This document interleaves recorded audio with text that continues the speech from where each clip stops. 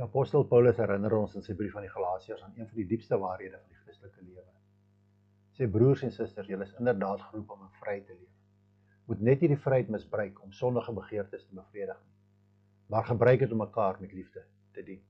Volgens Galasiërs 5 vers 13. Hierdie enkele vers vang die hart van die Christelike lewe vas. Vryheid, verantwoordelikheid en liefde. Kom ons kyk van naderby na elke deel van Paulus se boodskap. Paulus begin met die verklaring: julle is inderdaad geroep om in vryheid te leef. Vryheid is die kern van die evangelie. Deur Jesus Christus is ons vrygemaak van sonde, skuld en die swaar las van die wet. Paulus verduidelik vroeër in hierdie brief dat Christus ons van die vloek van die wet verlos het. En in hoofstuk 5 vers 1 sê, om vry te wees. Dit is waarvoor Christus ons vrygemaak het. Hierdie vryheid is nie politieke vryheid nie. Dit is ook nie bloot die vermoë om te doen wat ons wil nie. Dit is 'n geestelike vryheid. Vryheid van die kettinge van sonde, van die veroordeling wat ons eens vasgehou het en van die onmoontlike taak om geregtigheid op ons eie te verdien. In Christus is ons vry om as kinders van God te lewe. Versoen met hom deur genade en nie deur werke nie. Maar Paulus voeg gou 'n waarskuwing by. Moet net nie die vryheid misbruik om sondige begeertes te bevredig nie. Met ander woorde, Christelike vryheid is nie 'n lisensie om te sondig nie.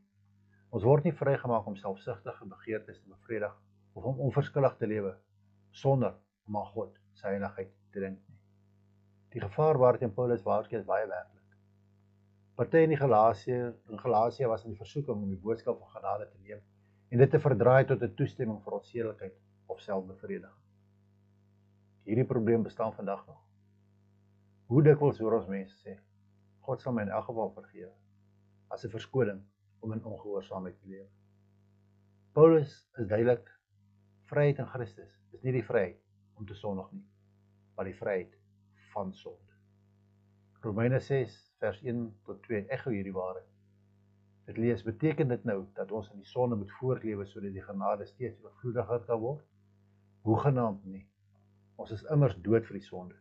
Dit is tog onmoontlik dat ons nog langer daarin kan voortlewe. Ware vryheid word nie gevind in onsself diens nie, maar in die lewe vir God. Paulus gee ons dan die positiewe kant van vryheid. Hy sê, maar gebruik dit om mekaar met liefde te dien. Hier lê die groot paradoks van Christelike vryheid. Ons is bevry om nie meesters te word nie, maar om dienaars te word. Met die eerste oogopslag lyk dit dalk teenstrydig. Hoe kan vryheid en diensbaarheid uitgedruk word? Maar in Christus maak dit volkome sin. Ons is bevry van slawerny aan sonde, sodat ons onsself vrylik in liefde aan mekaar kan gee.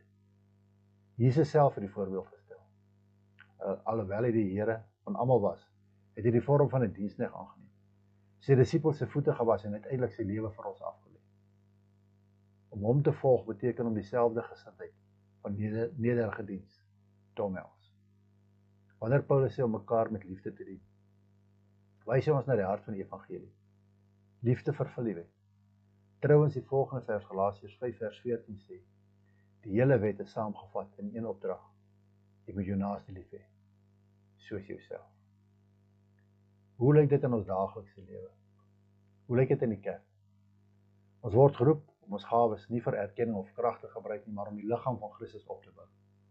'n Vrye Christen is iemand wat met graagte tyd, talent en middele opoffer om ander te seën.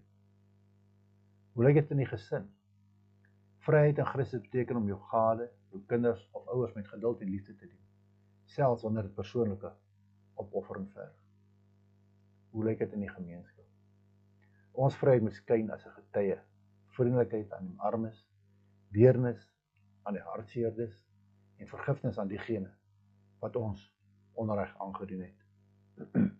In plaas daarvan om ons oor te gee aan selfsugtige ambisie, afguns of trots, moet ons geroep om Christus liefde deur dade van diens te weerspieël. Ons moet ook onthou dat hierdie lewe van liefde nie iets anders is as wat ons in ons eie krag kan bereik nie. Net 'n paar verse later spoor Paulus die Galasiërs aan om laat julle leefstyl eerder deur die Gees bepaal word. Galasiërs 5:16.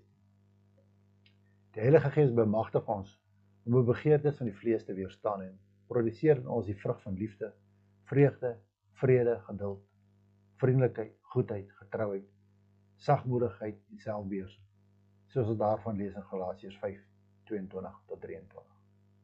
Vryheid in Christus word uitgeleef deur op die Gees te vertrou om ons daagliks te verander. Wat is dan die gevolgtrekking?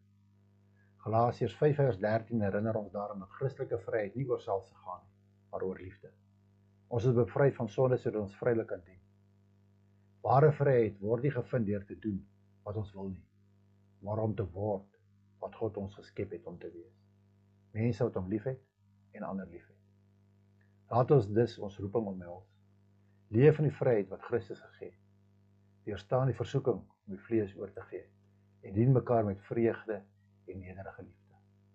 Deur dit te doen weerspieël ons die hart van ons Verlosser, wat nie gekom het om gedien te word nie, maar om te dien en om sy lewe as 'n losprys vir baie te gee, soos daarvan lees in Markus 10:45. Amen.